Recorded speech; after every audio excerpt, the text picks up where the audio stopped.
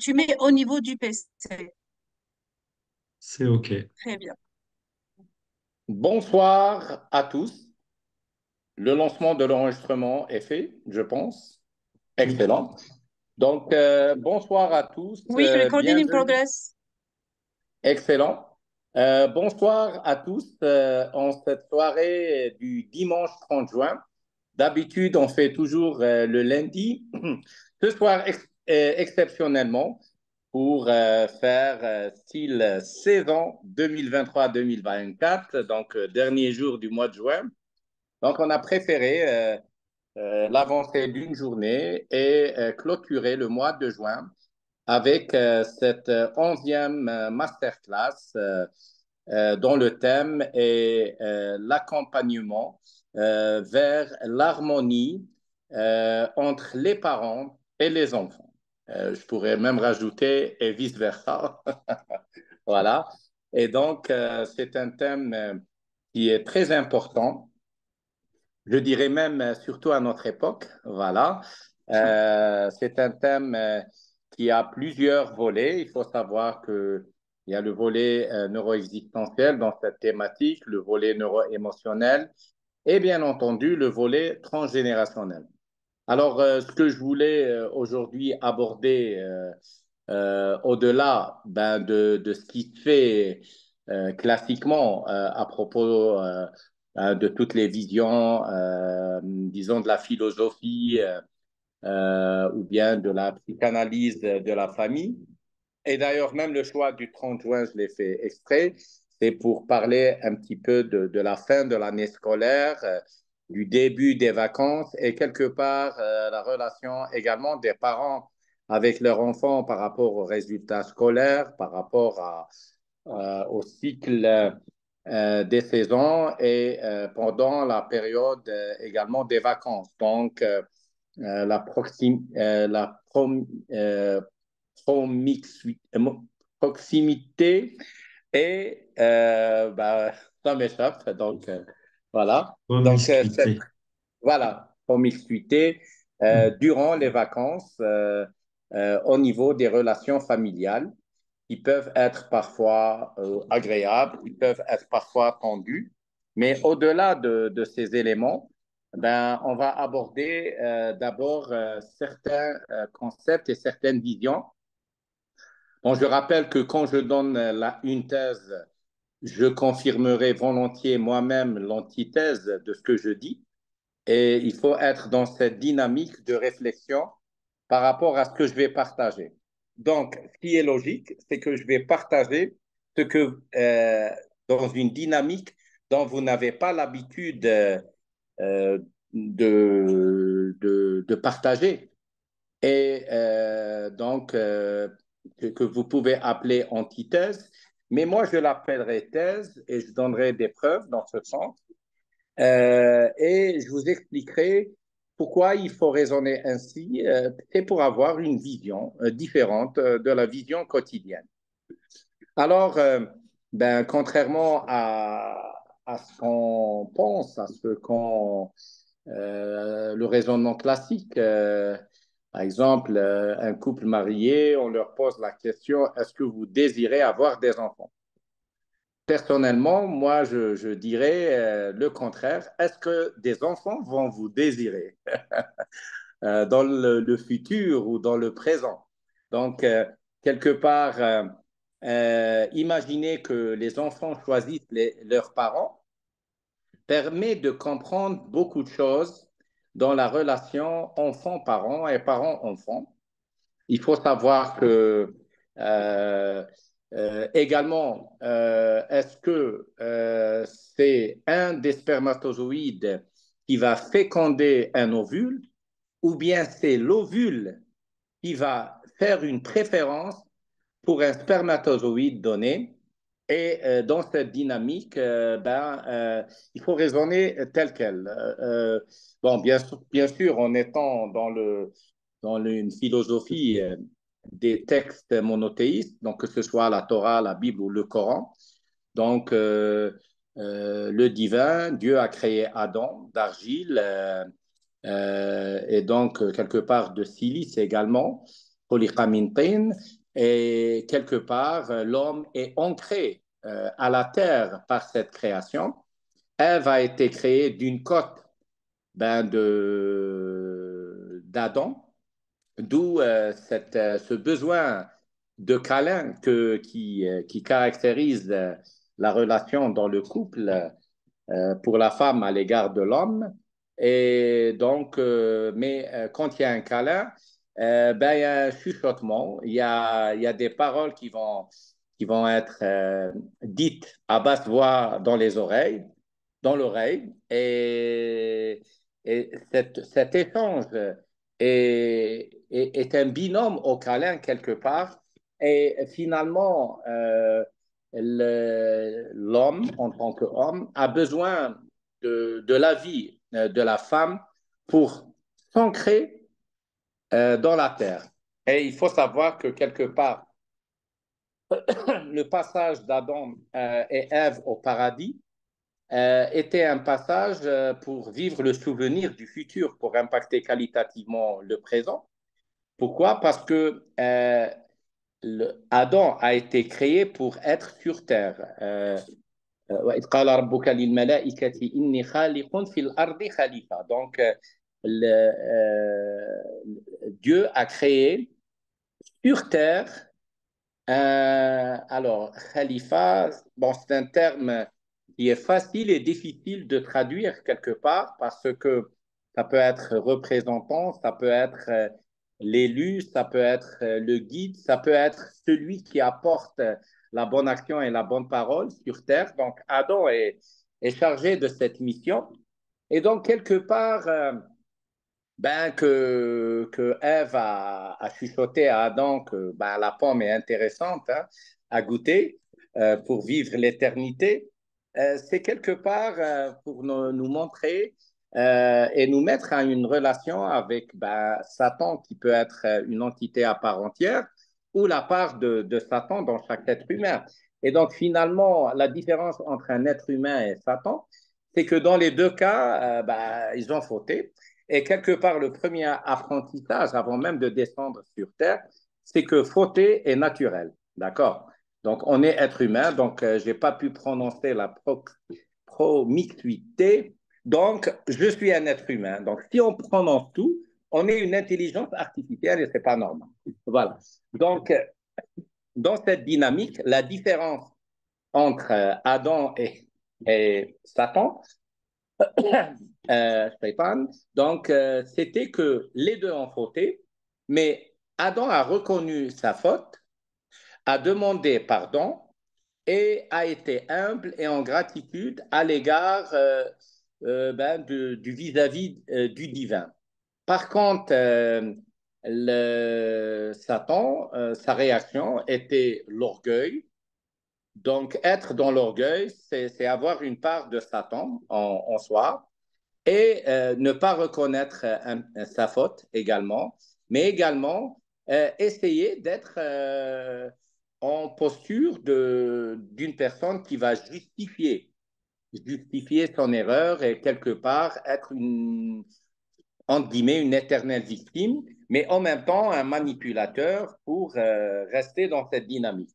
Et donc là, on a cet enseignement initial qui fait la différence et qui permet à chacun d'être dans cette sagesse qui nous permet d'avancer sur Terre, puisque après cette expérience dans le paradis et qui nous permet à chacun de nous de pouvoir dire oui, je suis citoyen du paradis, puisque mon aïeul a été créé, a vécu au paradis avant de descendre sur terre. Donc, au-delà de votre nationalité, de votre ville d'origine, de votre pays d'origine, que vous soyez originaire d'Arménie, d'Inde ou ailleurs, tout d'abord, vous étiez citoyen du paradis avant d'être sur terre. Donc ça nous permet quand même d'être des communs. Et dans cette succession, on a déjà les premières relations que a pu gérer Adam. Une des premières, c'est la jalousie entre les enfants. Ben, tout simplement. Donc, il y a eu l'affaire Qabil ou Habil, donc Abel et euh, Guillaume, Abel et Kabel, c'est ça. Quand? Bon, oui, oui, bon, le prénom des deux enfants d'Adam qui, pour un attribut d'offrande au divin, oui, Caïn et Abel, tout à fait, ben, elle a été acceptée d'une personne parce que dans la dynamique d'offrande, là où il y a de la fumée, c'est accepté. Et donc, le premier enseignement a été que la jalousie peut être carrément ben, meurtrière. Et c'est pour ça que la personne qui a cru que ben, son offrande n'a pas été acceptée a assassiné ben, son frère par jalousie à l'égard ben, disons, que son frère a eu une certaine acceptation euh, vis-à-vis du divin par rapport à lui. Et la première problématique s'est posée après ce crime, comment enterrer ben, son frère. Donc la première action fratricide a existé à l'aube de l'histoire de l'humanité. Et donc il y a eu ce corbeau qui est venu euh, enterrer un autre corbeau devant lui pour lui enseigner comment enterrer et que finalement, si leur père Adam est de terre, d'argile, de silice, ben, on revient à la terre. Donc finalement, le premier enseignement, c'est que on vient de la terre et on va vers la terre et c'est notre place quelque part. Et donc, dans cette dynamique, il y a eu la deuxième repentance à l'égard d'un crime. Et sur plusieurs générations, ben, il y a eu à une fin d'époque, et moi j'appellerais une fin d'époque, parce qu'il faut savoir sur le plan civilisationnel, on s'élève, puis on s'élève jusqu'à atteindre la civilisation, mais à un moment de la civilisation, on oublie tout l'effort qui a été accompli par nos aïeuls et on perd de cette civilisation, puis on perd une nouvelle fois pour arriver quelque part au néant. Parfois, du néant, on reprend. C'est comme les crises économiques, euh, les faillites, ben, ça monte et ça descend. Mais parfois, il y a la décadence, donc on va vers le moins zéro.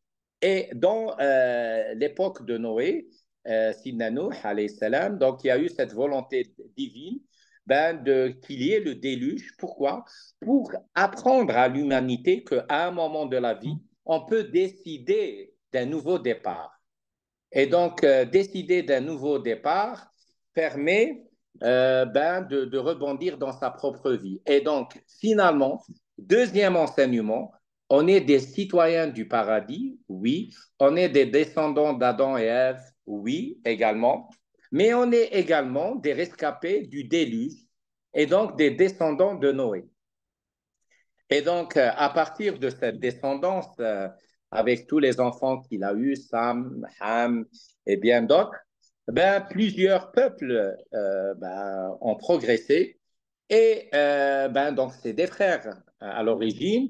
Puis, au niveau de la descendance, bon, ça va être neveux, donc des cousins. Et après, bon, on a d'autres générations. Et donc, à partir de là, des peuples se sont formés, ça et là, à travers différentes parties de la Terre. Et bon, il y a toujours ce qu'on appelle cette dynamique de concurrence et qui permet à l'être humain ben, d'émerger à travers des cycles de vie, comme on l'a partagé dernièrement, des cycles de vie, ce qu'on appelle les cycles de 11 années. Il faut savoir que le cycle court, c'est 11 ans, le cycle moyen, c'est 33 ans, le cycle long est 99 ans. Et en général, il faut savoir qu'en 99 ans, l'enseignement initial est perdu et donc, quelque part, on peut tomber dans les mêmes erreurs par rapport à d'autres générations. Et il faut savoir que l'ancrage se fait en 3 semaines. Tout ancrage, tout apprentissage se fait en 3 semaines. Le désapprentissage se fait en 6 semaines. Donc, apprendre, ancrer 3 semaines, désapprendre ou bien détoxiquer sur un plan émotionnel, ça prend 6 semaines. Donc, c'est pour ça que pour faire un travail de deuil, on doit par exemple prendre conscience qu'il y a eu un décès. On peut en prendre conscience qu'à partir de la 3e semaine. C'est pour ça qu'un travail de deuil ou un travail de libération à l'égard de trauma ou autre ne peut se faire qu'après 3 semaines, après qu'il y a eu ancrage de cette information. Et désapprendre, comme je le dis souvent, c'est 6 semaines, 42 jours. Ben, on a le retrait de Moïse dans le mont du Thor, donc Jebel Thor, les 40 jours qui sont cités.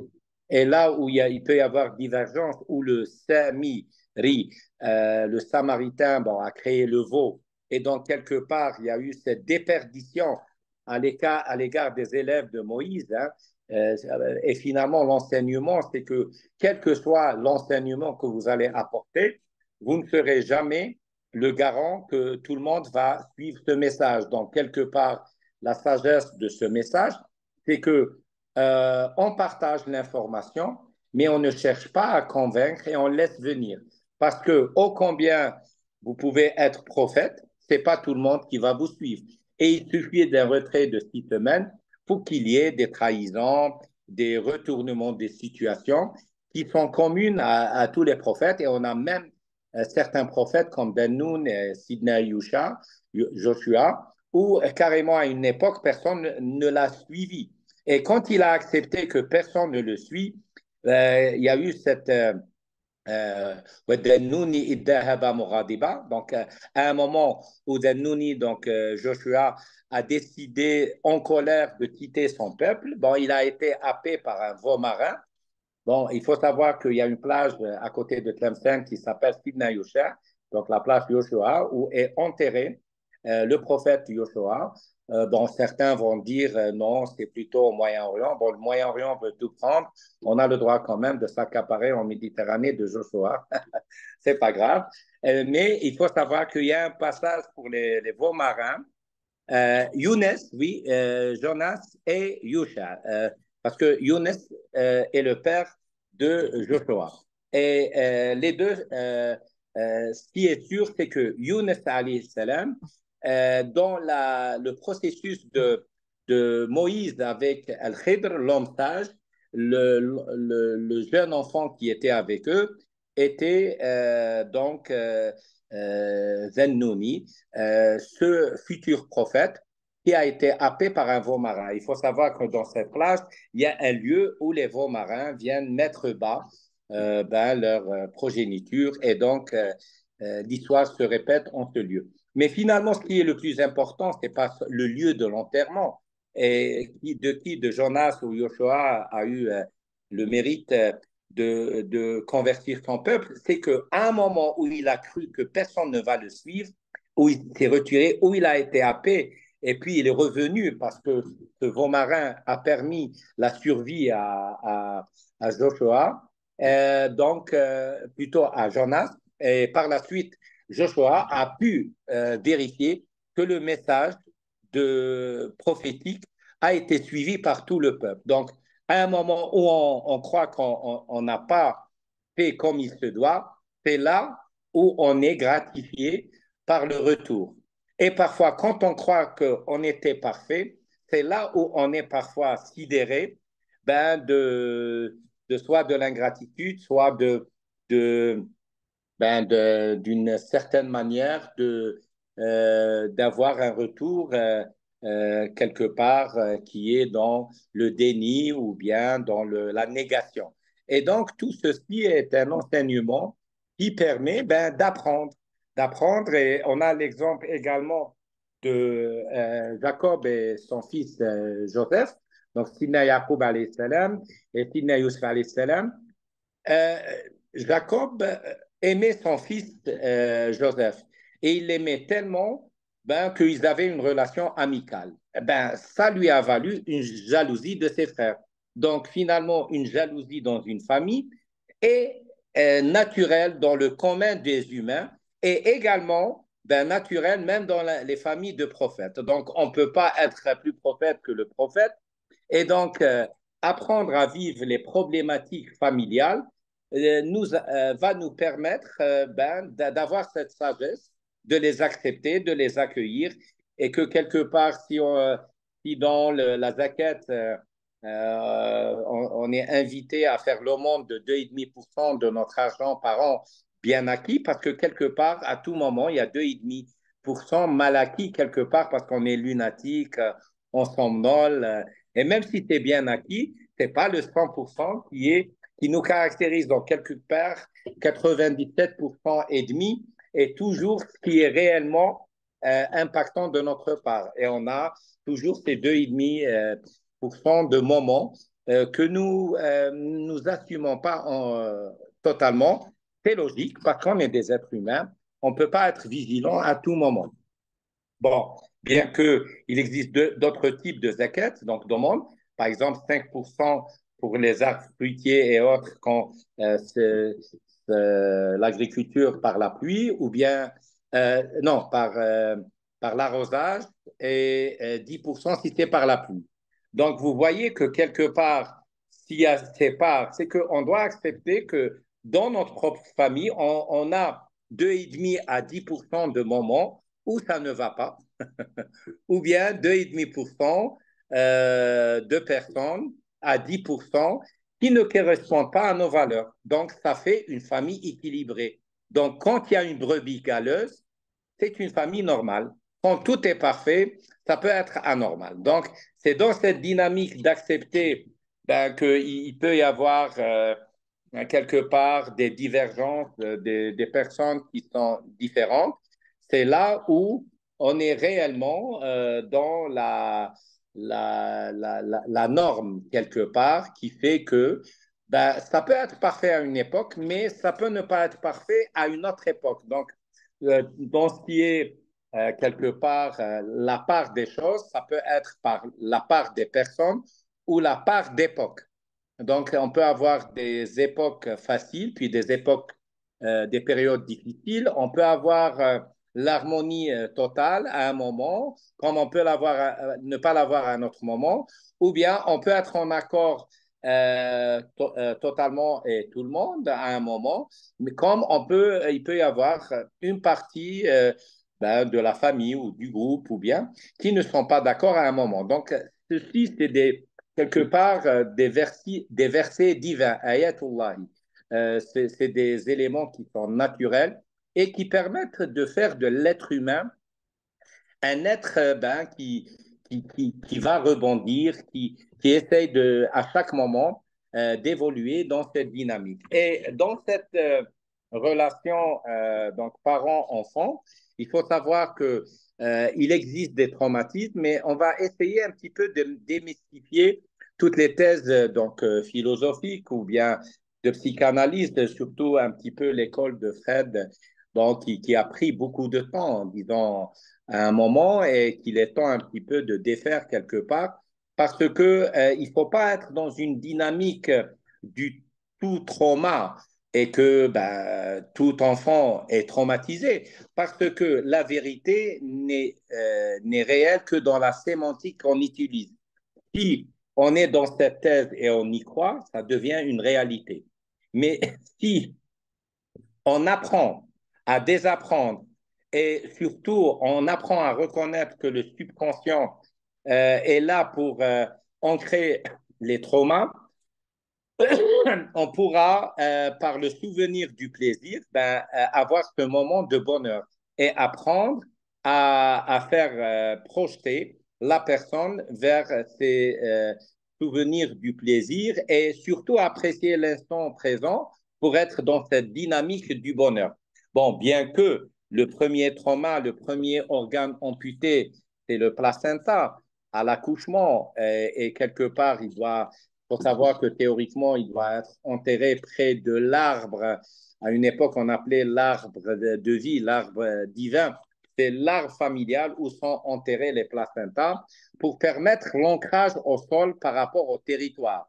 Donc, quelque part, ça permet à cette descendance, à un moment, de revenir dans la terre ou le territoire des aïeuls. Et cette dynamique contemporaine d'utiliser les placentas pour faire des cellules souches ou bien pour les offrir aux chats des hôpitaux ou bien pour les incinérer, et également un nouveau trauma pour les générations présentes. Et c'est pour ça que l'ancrage à la terre se fait d'une manière moins ancrée que par rapport à nos aïeuls. Et on ne peut pas demander à quelqu'un dont le placenta a été incinéré d'être ancré à sa terre, alors que ce placenta n'a pas été enterré dans la terre de ses parents. Et même pour ceux qui font l'incinération, comme comment dirais-je, les hindouistes, par exemple, ou bien les bouddhistes, ben, ils récupèrent cette cendre quand même. Donc, c'est à eux de répartir là où ils veulent. Mais dans cette problématique du placenta, le fait de l'incinérer et on ne sait pas où ça va être quelque part jeté ou autre, diminue cet ancrage à la terre qui caractérise l'être humain. Et il faut savoir que dans cette dynamique de choix de parents, quelque part, cette responsabilité et de dire, d'apprendre à changer la vision. Parce qu'à l'instant où on change la vision, la vérité change. Et d'où la citation que j'aime bien de Hugh Riordan, à l'instant où on sait, et ce n'est plus jamais comme avant. Et donc, cette dynamique de changer de vision des choses permet de changer la vision de la responsabilité. Et en disant que c'est les enfants qui choisissent les parents, là, on est responsable du vécu de nos parents et quelque part de notre vécu. Et on a choisi d'avoir des parents tels quels pour pouvoir vivre l'expérience de vie qu'on est en train de vivre. Et vous allez me dire, mais Ilyes, comment ça, cette thématique des enfants choisissent leurs parents? Il y a bien des personnes qui sont tombées enceintes et qui ont eu des avortements. Je rappelle que, bien sûr, un embryon ou un fœtus avorté doit être enterré parce que c'est son droit. Si il y a eu avortement, c'est qu'il y a eu un choix de ne pas rester. Et il y a eu un choix d'informer qu'il y a une fertilité. Donc, il y a eu un choix d'apporter un message aux parents. Vous êtes fertile, mais je ne suis pas pour vous. Le divin a choisi autrement. Donc, ma mission, c'est comme un messager, c'est de vous apporter la bonne parole et la bonne information. Dans le Coran, Zacharie, donc Sidna Zacharia, à un âge très avancé, quand Marie a eu la grossesse de Jésus, donc Mariam al-Adra كانت بالحمل لسيدنا عيسى عليه السلام, donc était enceinte de Jésus. Il y a eu cette question du miracle divin d'un Zacharie, et là c'est un enseignement. L'être humain est toujours en quête du miracle et en quête de la concurrence. Fais la concurrence, mais ne sois pas jaloux. Zacharie alayhi salam, malgré son âge très avancé, il a prié Dieu, il lui a dit, c'est-à-dire il a demandé d'avoir un enfant. Et le divin, comment il lui a répondu par le messager, Ya Zakaria, inna nubashiruka bi Yahya. Donc, au Zacharia, on t'annonce la bonne nouvelle de la venue de Yahya. Yahya, ça se dit comment en français? Euh, Bon, ça va être écrit et on va le dire. Et donc, finalement, le prénom du prophète, fils de Zacharie, a été annoncé avant même que son épouse ne tombe enceinte. Jean, voilà. Donc, Yahya, c'est Jean. Et donc, l'annonce a été faite avant que la grossesse ne puisse avoir lieu. Et il a demandé, ô bon Dieu, ou bien ô Dieu, fais-moi euh, une voie à suivre pour mériter ceci. Et il lui a appris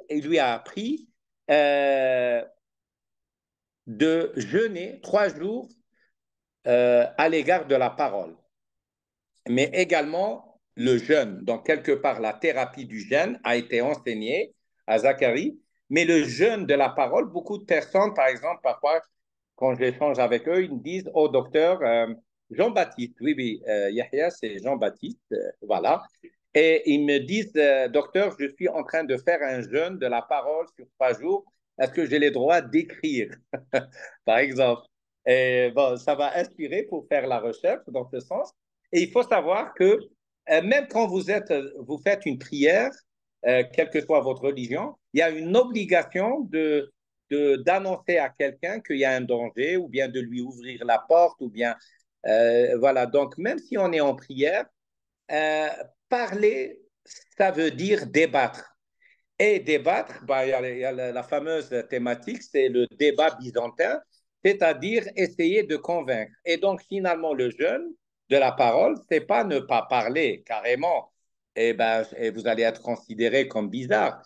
Non, c'est juste que répondre le mot juste. Par exemple, bonjour, merci, pardon, oui, non, voilà, voici. Donc, vous pouvez même travailler dans votre métier, ben, sauf si vous êtes en accompagnement émotionnel neuro-existentiel, là, ça ne marche pas parce que c'est à vous de parler.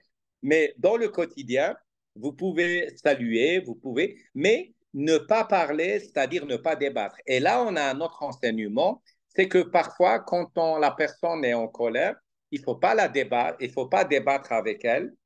Et en contrepartie, quand le vis-à-vis se met en colère, il ne faut pas débattre. Et c'est un des secrets de la belle vie dans le couple, c'est qu'à chacun son moment de, quelque part, quand le volcan ben, se met en place, l'autre doit être l'eau pour calmer le feu et vice-versa. Donc, à partir de cet enseignement, et quelque part même la question qui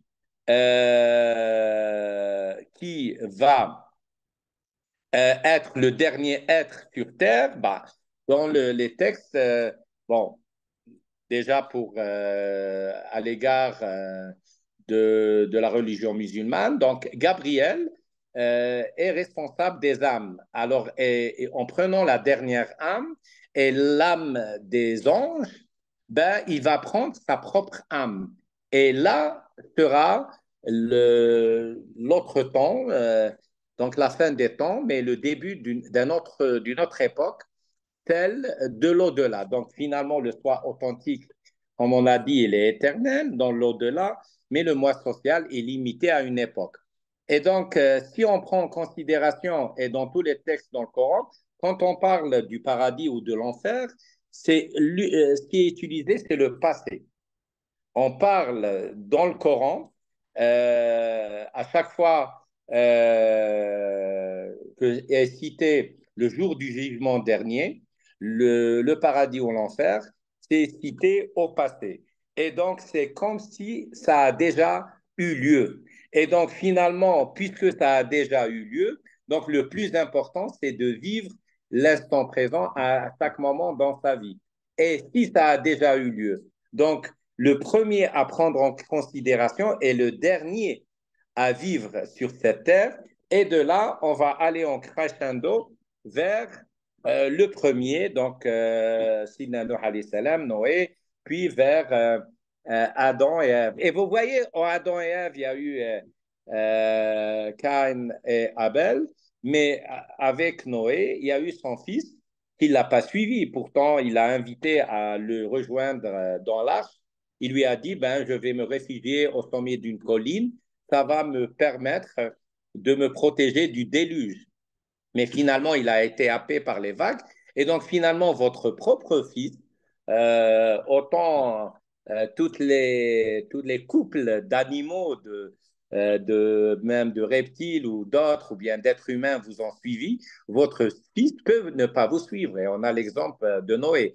Et on a également ben, d'autres exemples qui sont différents. Par exemple, dans la fratrie de Joseph, où il y a eu une jalousie extrême et ça a failli se terminer par un meurtre, mais bon, il a été placé dans un... Puis il a été récupéré après par la famille de Pharaon.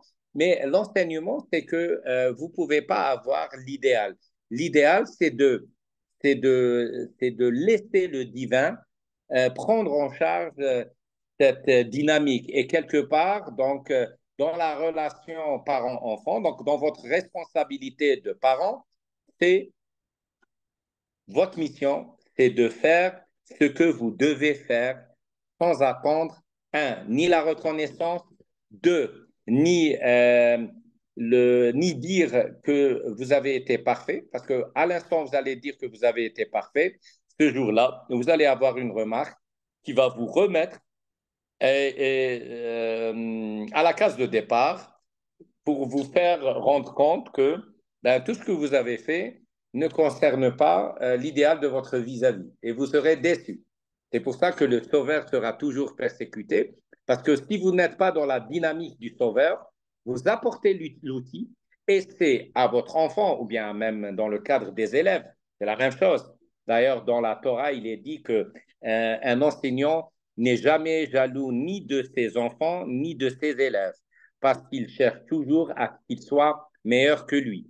Donc, cette dynamique de corrélation entre les élèves et les enfants, c'est que c'est par rapport à l'enseignement. Donc, quand vous apportez un enseignement, vous ne cherchez pas à ce que ceux qui ont eu cet enseignement vont vous suivre, parce que quelque part, possible qu'ils ne sont pas prêts de recevoir cet enseignement, qu'ils vont vous en vouloir de leur avoir partagé cet enseignement parce qu'il ne correspond pas au cadre de vie dans lequel ils sont.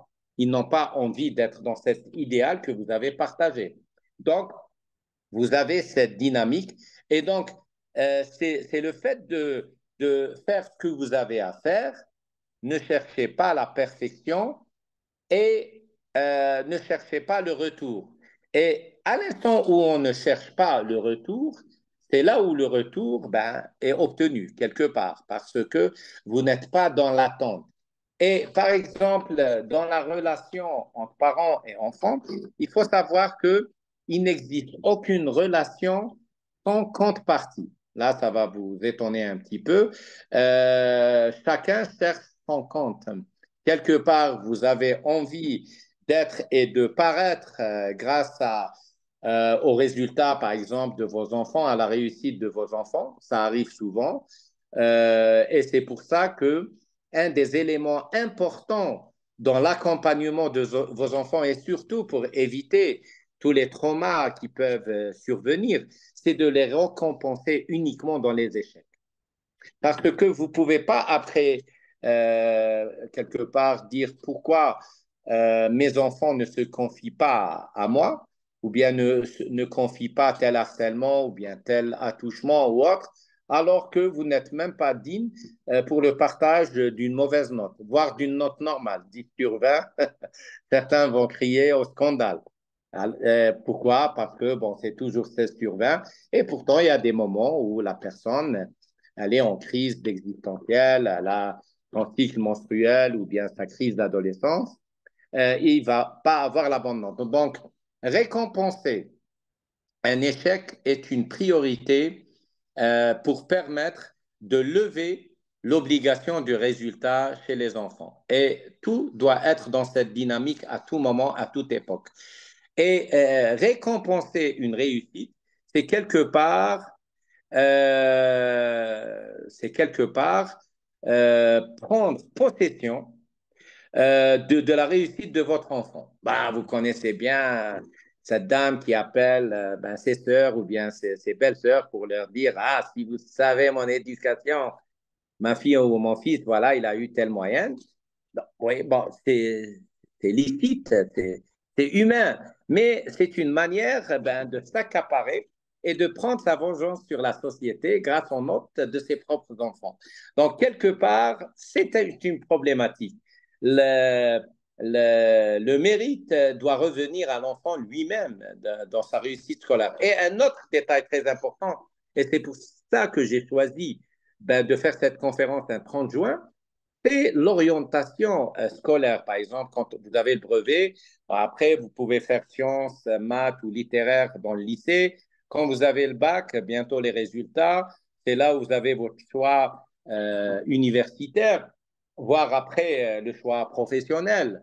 Vous pouvez proposer que votre fils ou votre fille vienne travailler avec vous, mais vous ne devez jamais l'exiger, jamais insister et accepter à ce qu'il ne continue pas de travailler avec vous parce que c'est une porte de passage pour eux et ce n'est pas une solution où il va se sentir redevable. C'est le laisser voler de ses propres ailes, de ses propres ailes. C'est très important parce que si vous imposez à votre fils tel ou tel choix, ou bien juste vous incitez, ou juste il sera loyal à votre égard pour faire tel ou tel choix d'études. Il faut savoir qu'à l'instant où cet enfant, cet étudiant, ben, il a son diplôme, quelque part, un projet de vie vient de finir.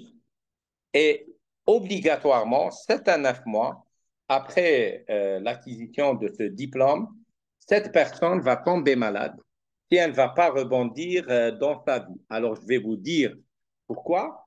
Parce qu'elle a vécu pour plaire aux yeux de ses propres parents. Donc, si elle a fait médecine, par exemple, je vais dire une belle note au bac, bon, essaye de faire médecine, voilà, être le sauveur de la famille, soit comme tel type, ou bien soit le premier médecin. Donc, quel que soit le cas, même s'il y a des médecins, on va vous inviter à être en loyauté à l'égard des autres médecins. S'il n'y a pas de médecin, on vous invite à être le premier médecin. Bon, je parle de ce cas parce que j'ai l'expérience de beaucoup d'amis médecins qui ont mal vécu leur étude de médecine parce qu'elle a été imposée soit par les parents, soit par la société, soit par la famille, soit par l'entourage. Bon, ils ont cédé parce qu'ils ont suivi tel choix, mais si ce n'est pas un choix du cœur, à un moment, ben, ça va retentir sur la santé de la personne à l'instant où elle finalise ses études. Et donc là, il y aura une problématique où, quelque part, le poids professionnel impacte sur la santé. Pourquoi? Parce que ce n'est pas le choix. Là, il y a deux solutions. Comment faire la libération émotionnelle à l'égard des études faites pour plaire? Quelque part, vous avez cherché le regard de vos parents. Vous pouvez chercher le regard des parents en étant malade après avoir eu votre diplôme. Vous voyez? Et donc, c'est pour ça que pour se défaire, ben, parfois, vous êtes invité à faire une spécialité qui va vous libérer de la médecine. Moi, je connais des amis où ils ont fait médecine, par exemple, du travail, embryologie, euh, anapath, juste pour sortir de la dynamique du clinicien désiré par la famille. Et là, ils ont récupéré leur santé. Donc, il n'y a pas de situation conflictuelle insoluble ou insolvable. Il faut être dans une dynamique de la solution thérapeutique au-delà de la problématique existentielle. Et même dans la vie, soyez dans la solution au-delà du problème. Ou bien, si vous êtes responsable, soyez dans la gestion de la turbulence. Gérer la turbulence est un art. D'accord? Les pilotes connaissent bien ça. Et même disons, ceux de la Formule 1, ben, ils sont dans une dynamique. Conduire est un art et en même temps, ça, beaucoup d'adrénaline, beaucoup de responsabilités, beaucoup de turbulences, et pourtant, ils arrivent à gérer ceci. Et donc, dans une famille, dans cette relation parent-enfant, il faut savoir qu'il y a la première chose qui est importante, c'est savoir récompenser l'échec. Et ne pas, d'ailleurs, si on récompense l'échec, c'est ne pas le considérer comme échec. Et j'ai vu des vidéos, moi qui ne regarde pas la télé, qui n'a même pas YouTube, je suis allé dernièrement voir des vidéos, ben, surtout des jeunes filles qui ont eu des notes, par exemple 17,99, mais elle est déçue de ne pas avoir 18. Parce que 0,99, ça dérange. Vous avez compris. Donc, alors qu'un jeune homme qui a eu 10,01 était en train de danser dans la rue, il était heureux avec son 10,01. Et il a dit, waouh, 0,1, j'aurais pas aimé du tout avoir 10,02. Nul ne mérite plus que ceci. Et donc, ça ressemble, ça m'a rappelé mes 10 001 lectures et dont je suis toujours en quête à propos de l'article scientifique. C'est de dire juste oui, je l'ai, mais pas plus. Et donc, quelqu'un peut être dans la joie, même dans l'échec, et d'autres peuvent être dans le drame, voire la tristesse, quelle que soit sa réussite. Parce que si la réussite est évaluée par la note, c'est l'échec total. C'est même l'échec total du système scolaire. Et il faut savoir que en Algérie, on fait de moins en moins l'examen oral. Et c'est pour ça que dans les masterclass, je vous invite obligatoirement à faire au moins une vidéo résumée pour vous apprendre à vous exprimer. Ben, faire des audios, OK, faire de l'écrit, mais pas uniquement de l'écrit, parce que on peut pas être dans le savoir et le partage si on ne l'exprime pas de visu. Et on n'est pas artiste ben, de son enseignement. Et donc, ceux qui ne l'ont pas fait, soit qu'ils ne sont pas inspirés, soit qu'ils sont dans des messages contraignants de l'enfance. Et cet exercice de faire des vidéos résumées, ben, ça va permettre de faire ce que la personne n'a jamais fait, ben, faire uniquement des copies, avoir des bonnes notes. Ben, ça, ce n'est pas l'idéal. L'idéal, c'est de s'exprimer, également faire ben, du théâtre, par exemple, faire du talk show. Faire du talk show, faire un speech, ça permet d'être et d'exister. Si l'échec n'existe pas, oui, la réussite également n'existe pas. Il faut être humble, il faut être dans ce qu'on appelle, comment on appelle ça? Il y a un terme apathique. Voilà. Bon, les psychologues apathiques, ils vont l'interpréter quelqu'un qui ne s'accroche pas à la vie. Non, apathique, c'est-à-dire style, voilà, tu as eu le prix d'excellence. OK, OK, voilà. Je vais célébrer ça. Moi, je le fais souvent avec un verre d'eau, un verre de thé. Et voilà, donc dans la sérénité, pas dans la fête. Parce que quelque part, dans la vie, il ne faut pas être triste, wala tahzan, et quelque part, ne pas être dans l'extase, wala tafrah, c'est-à-dire être dans le juste milieu. Parce que ben, c'est une continuité. Si vous avez atteint tous vos objectifs, soit vous êtes déjà mort, mais vous ne le savez pas, parce que la personne qui a atteint tous ses objectifs, elle est décédée, donc on va l'enterrer. Ou bien vous êtes quelque part en fin de cycle de vie. Et donc, vous devez obligatoirement faire de nouveaux objectifs dans votre vie. On ne peut pas atteindre ses propres objectifs. Les atteindre, c'est quelque part être en phase de stase. Et la stase ramène la vase. Et la vase, ben, c'est pas comestible. Hein? Donc, voilà. Donc, vous voyez que dans votre vécu, cette dynamique du juste milieu, elle est importante pour être ben, en harmonie avec soi-même et avec sa famille. Alors, un autre élément très important à l'égard de la relation parent-enfant, c'est également de ne pas être dans l'idéal. Votre idéal n'est pas l'idéal de vos enfants. L'idéal de vos enfants n'est pas l'idéal de vos petits-enfants. Et également vos parents, vos grands-parents. Et il ne faut pas oublier les changements d'époque. Vous imaginez si mon grand-père décédé en 1985 revient et il va voir des personnes à parler en portable dans la rue, alors qu'il nous invitait même à fermer la porte de la chambre et parler lentement à petite voix en parlant au téléphone fixe à l'époque pour rester dans cette dynamique et ne jamais manger dehors, même dans une pièce à côté. Si jamais l'odeur de l'aliment va ailleurs, on doit d'abord veiller à ce que les voisins ont goûté avant qu'on mange pour éviter que ce parfum puisse aller vers la sensibilité d'une femme enceinte voisine qu'on ne connaît même pas. Alors, imagine, il va trouver maintenant une personne avec un portable là, avec un kit main, en train de manger un sandwich et d'essayer d'arrêter un taxi. Ben, ça sera impossible. Et donc, vous voyez, le changement d'époque fait qu'il y a un changement de civilisation et un changement d'éducation qui doit être adapté.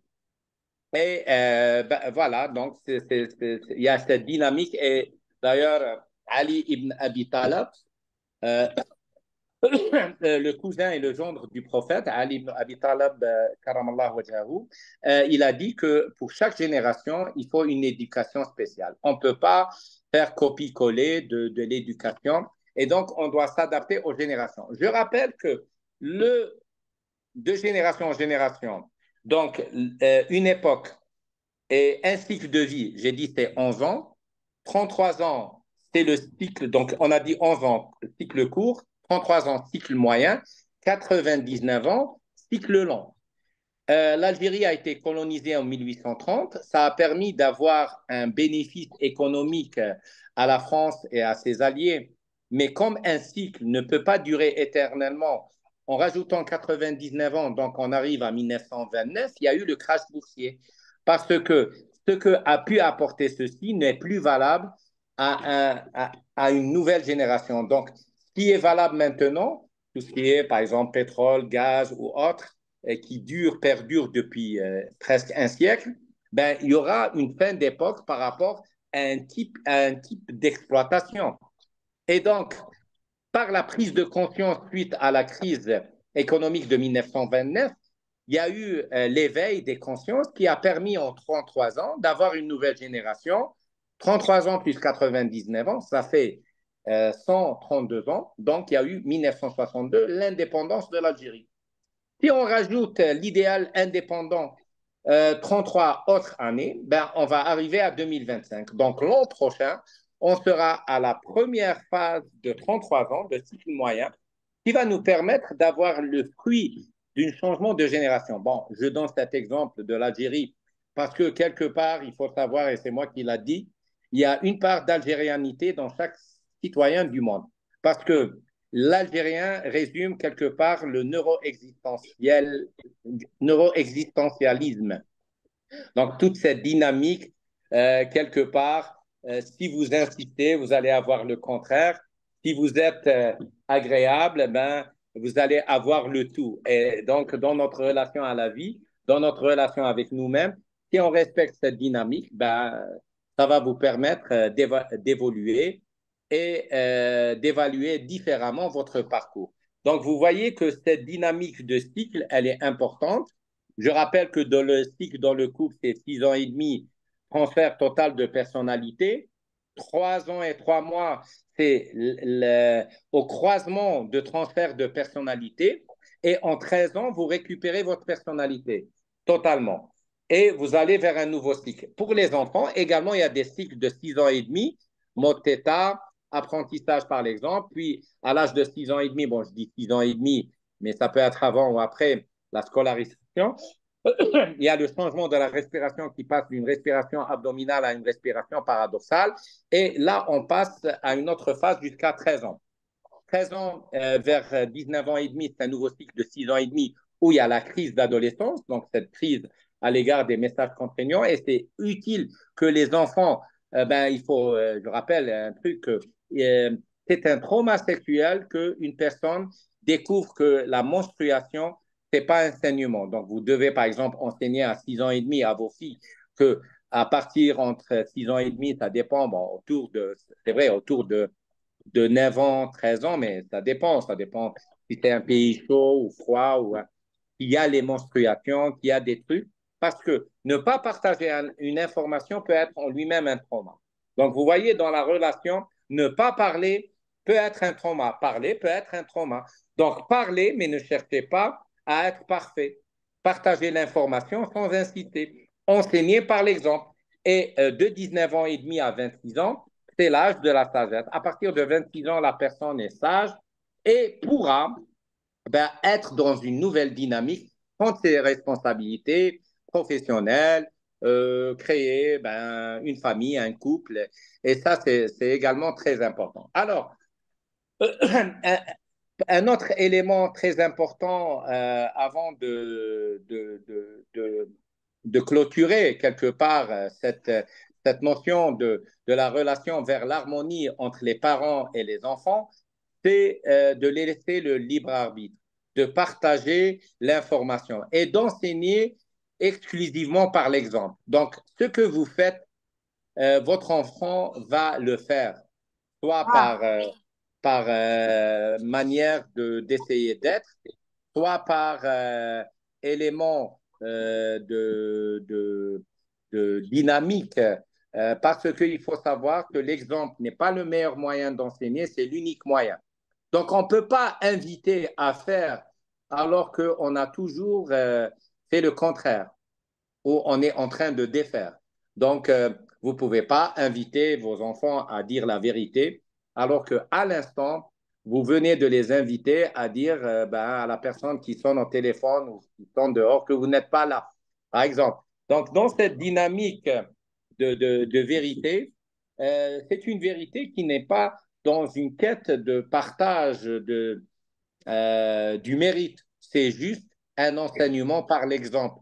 Soyez, donnez cette possibilité d'enseignement par l'exemple. C'est ça votre mission et pas au-delà de cette mission.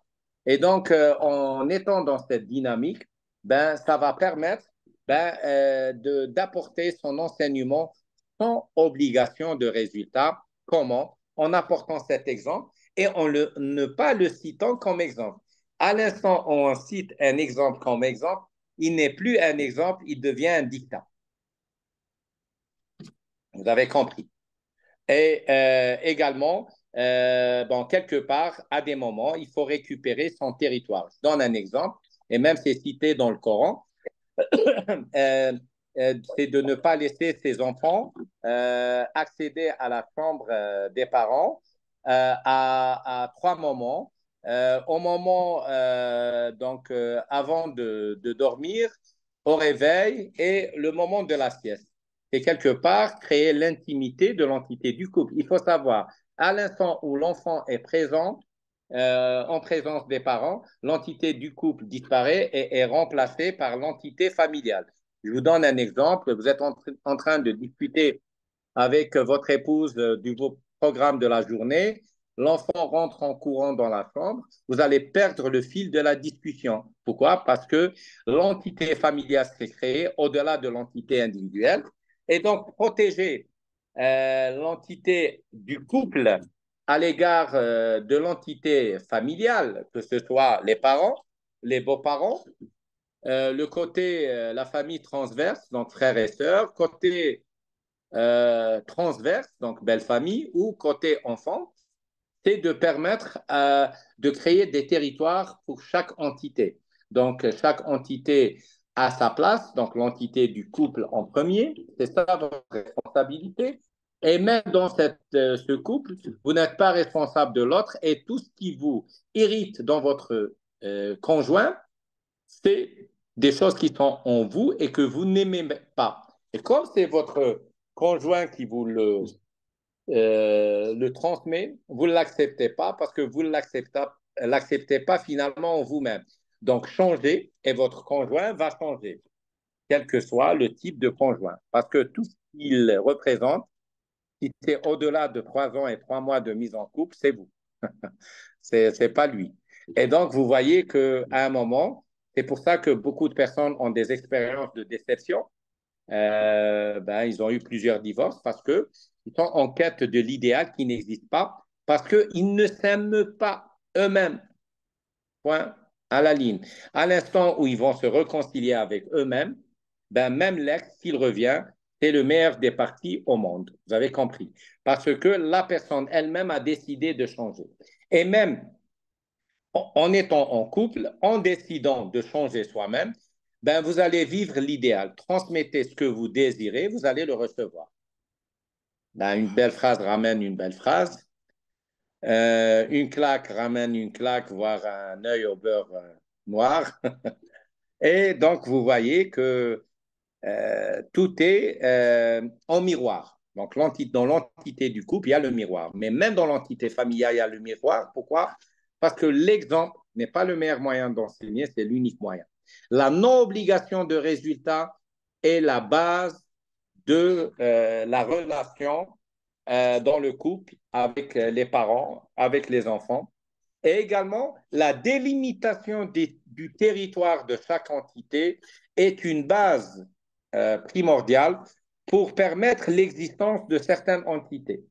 Donc, que ce soit l'entité du couple, l'entité familiale, euh, descendante pour les enfants, ascendante pour les parents, transverse pour côté fraternel, euh, donc paratransverse pour la belle famille. Et donc, si on ne donne pas la place à chaque entité à la manière qu'elle mérite, ben, ça va perturber d'autres entités. Également, ne pas oublier l'entité individuelle, des moments avec vous-même où vous avez besoin de vous retrouver seul. Par exemple, écouter 20 minutes des vagues, ben, c'est l'équivalent de 21 jours de congé. Parce que les 21 jours en congé, surtout si vous avez un cabanon en bord de mer, c'est la débandade. Donc, les enfants ramènent leurs amis, la grande famille, c'est bien beau, ça crée une belle dynamique, mais ça ne remplace pas les 20 minutes que vous avez besoin pour récupérer votre relaxation, avoir un moment de contemplation et de méditation. Et donc, vous voyez que la dynamique en elle-même, c'est une dynamique de territoire, de respect, du juste milieu, de l'exemple euh, et surtout de l'enseignement. Et ça, c'est très important. Moi, je le dis souvent à mes enfants. Euh, les enfants viennent pour nous enseigner une nouvelle vie. Et vous avez remarqué que pour ceux qui ont des enfants, à chaque moment qu'on a un enfant, ben, il y a un enseignement différent qui est apporté à cette famille, aux parents ou à la personne parentale en tant que telle, parce que ça nourrit ben, un enseignement de vie.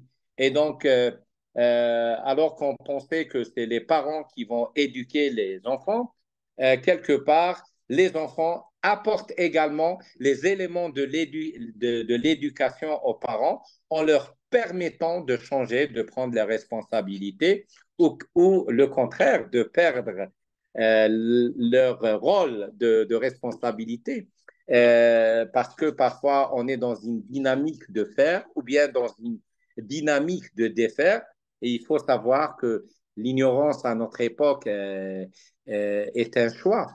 Et être responsable est également c'est d'être soi-même et de se détacher de l'obligation du résultat. Et quelque part, la finalité dans la vie, à l'instant où on se détache de tout pour être dans l'intelligence spirituelle qui est celle de laisser au divin vous apporter le meilleur. Pourquoi? Parce que l'intelligence spirituelle, c'est quoi? C'est de laisser venir le meilleur, entre guillemets, bien entendu, par le divin, au-delà de meilleur de vos propres rêves. Donc, vous pouvez être dans l'accueil du meilleur, ça s'appelle l'intelligence spirituelle, au-delà de vos rêves.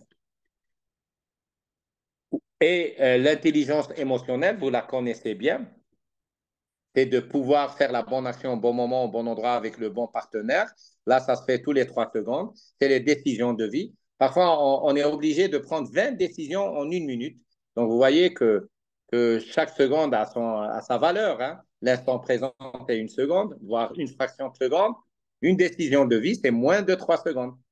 Et également, l'intelligence financière, c'est d'atteindre ses objectifs. Hein quelque part d'équilibre pour ne pas être en dette, pour être en dynamique positive, mais il faut savoir que l'intelligence spirituelle va au-delà de cette intelligence financière qui est une intelligence de terre-terre, mais une intelligence où l'intrication quantique avec le divin est possible, est mise en place, c'est de laisser cette responsabilité au divin, parce que dans la meilleure des optiques, votre meilleure stratégie peut être néfaste pour vous. Et donc, parfois, être dans l'accueil du meilleur, c'est d'essayer de lire entre les lignes dans les messages du corps ou dans les messages de la vie. Parce que quelque part, le corps, à chaque moment, nous apporte des réponses par rapport à nos actions. Est-ce qu'on est à l'aise ou pas? Parfois, et surtout, c'est le cœur. Mais là, le cœur, c'est en moins de 3 secondes. Il vous dit non, non. Euh, c'est pas la bonne personne, ou c'est pas le bon moment, ou c'est pas la bonne époque. Et également, ben, l'intelligence biologique, c'est de permettre en un instant ben, de prendre la décision qui va permettre l'instinct de survie et la perpétuation de l'espèce. Donc, vous voyez que quelque part, tout à fait, donc ça s'appelle le tawakkul ala Allah, c'est-à-dire laisser la responsabilité au divin, mais tout en prenant ses propres responsabilités. Parce que quelque part, cette dynamique tout à fait du lâcher-prise va vous permettre ben, de vous exposer au meilleur. Et cette dynamique de s'exposer au meilleur, moi j'aime bien cette vidéo d'une petite jeune fille de 6 ans qui essaye de tirer avec le ballon et elle rate le ballon. Et là, elle fait donc 3 fois comment on dit en gymnastique, ben, vous allez l'écrire, voilà. Et quelque part, elle est de nature gymnaste. C'est vrai qu'elle ne sait pas jouer au football. Voilà, une acrobate, une roulade, oui, c'est tout à fait vrai. Chacun a ses qualités. Vous pouvez être un peintre et vous allez essayer d'obliger votre fils d'être peintre, ben, vous allez le traumatiser. Possible qu'il est dessinateur. Moi, je connais une personne qui aime tellement le dessin, Galipette, oui, excellent. Moi, je connais quelqu'un qui aime tellement le tennis qu'il a traumatisé ses enfants par l'obligation de jouer le tennis avec lui. Pourtant, ça paraît agréable que des enfants jouent le tennis avec leurs enfants, mais il a essayé à la manière des Jackson 5, des parents de Michael et de ses frères, de rendre cette action obligatoire jusqu'à l'échelle de l'exploitation ou bien de l'extrême performance. Et parfois, ce n'est pas le choix de la personne. Donc, on peut parfois, en offrant ben, des hobbies, des moments de joie, ben, rendre cette dynamique désagréable parce qu'elle se fait avec insistance.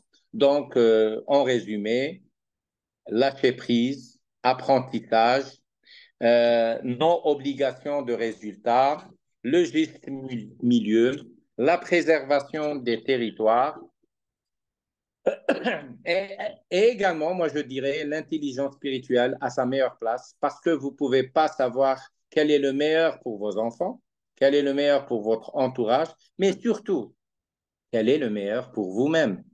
Et en allant dans cette dynamique, en tusallim lillah kulla amrik, donc de laisser quelque part le divin et l'univers vous offrir votre cheminement. Parce que parfois, quand on est dans une dynamique assez précise, hein, on va rater des rencontres. Oh, combien de fois vous avez possible souvenir, vous êtes arrêté dans une pharmacie, dans une ville que vous connaissez même pas et où vous avez retrouvé un ami d'enfance, une rencontre dans un aéroport parce que vous avez pris du retard et là, vous rencontrez quelqu'un. Donc, ce retard, quelque part, était fait pour vous permettre une rencontre. Donc, être dans l'insistance d'être dans le timing de vos objectifs immédiats peut être un frein à votre évolution. Et lillahi al-amr min qabl wa min ba'd. Donc, au divin, notre cheminement avant et après, mais tout est dans la responsabilité, s'il vous plaît, là, écoutez, de l'intention, de la sémantique, du verbe, de l'énergie de la création par le verbe et par la sémantique de l'intention, et surtout par le regard. Parce que vous pouvez avoir de bonnes intentions, mais votre regard peut être différent. Quelque part, Joseph à Sinaï salam a demandé au bon Dieu, je préfère la prison que ce qu'il propose. Ben, il a eu la prison. Ben, c'est l'enseignement de vie. Et Jacob, en ayant eu la chemise de Joseph, a dit, je ressens le parfum de Joseph et j'aimerais le retrouver. Et ses enfants lui ont dit, ah, toujours dans ce rêve. Ben, ce rêve s'est concrétisé. Son fils, Joseph, est devenu ministre, euh, de Pharaon, ministre de l'économie et de l'agriculture par sa sagesse, et son père a été accueilli comme, euh, comme un revenant avec les honneurs, alors que personne n'attendait cette fin. Ben, je vous invite tous, quelle que soit votre religion, à lire la sourate de Sidna Youssef, Joseph, donc en français pour les francophones. Il y a plusieurs traditions intéressantes, Hamidullah. Bon, Hamidullah, c'est en anglais, ben, je m'excuse. Il y a d'autres traductions en français intéressantes. La dernière, c'est alors, c'est celui qui anime sur AG3 l'émission du matin. Donc, ben, je le connais bien, je discute avec lui et je perds. Alors, qui peut nous aider? Il fait des émissions avec Bouchra chaque matin et sa traduction du Coran se vend en France. Oui, bravo, Chakat. Donc, c'est Cheikh Kamel Chakat. Donc, il vient d'éditer en France la traduction du Coran en français. Donc, je vous invite à lire cette sourate de Joseph parce que quelque part, elle nous apprend cette relation parent-enfant, la relation fraternelle, la relation parent-enfant en bas âge, parent-enfant à un âge avancé, et quelque part l'idéal de voir ses enfants réussir. Et c'est ça ce qui est important. Tes élèves, ou, et ce n'est pas un lapsus quand j'ai dit ses élèves, tes enfants ou tes élèves, comme dit, comme il est cité dans la Torah, que nul ne peut être jaloux de ses enfants ou de ses élèves quand ils réussissent mieux que lui. Et dans cette dynamique, je conclus en vous disant merci pour ben, cette saison de masterclass. On vient de clôturer les 11 masterclass. La patience, oui, j'espère que je vous remercie d'avoir été patient avec moi également. Et également, bon, il y aura certainement des invités. Ben, je ne vous dis pas parce que j'attends la confirmation. Donc, à chaque fois, il pourra y avoir des masterclass exceptionnels, mais avec des invités internationaux. Donc, ben, on laisse venir. Et je vous remercie.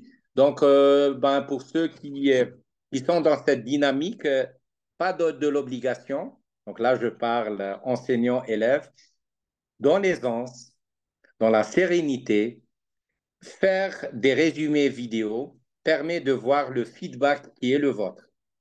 Le résumé vidéo permet de faire vivre vos émotions par le regard, par le faciès. L'audio permet d'avoir uniquement l'intonation de la voix. L'écriture permet d'avoir cette sagesse du résumé, mais ce qui est important, c'est de faire varier, c'est d'être innovant, c'est d'être soi-même. Donc, au groupe du niveau 2, ne demandez pas comment sera votre travail de recherche, c'est à vous de définir le cadre. Euh, bon, certainement, je vais émettre le vœu que euh, vous prenez les manières scientifiques d'un article, par exemple, avoir des références PubMed, MDPI, David Publisher, Co, pour que votre article soit scientifique. Apprendre à publier des articles, c'est un art. Et quelque part, en vous invitant à faire un article sur un thème, ça va me permettre de vous accompagner comment faire un travail d'un article scientifique validé.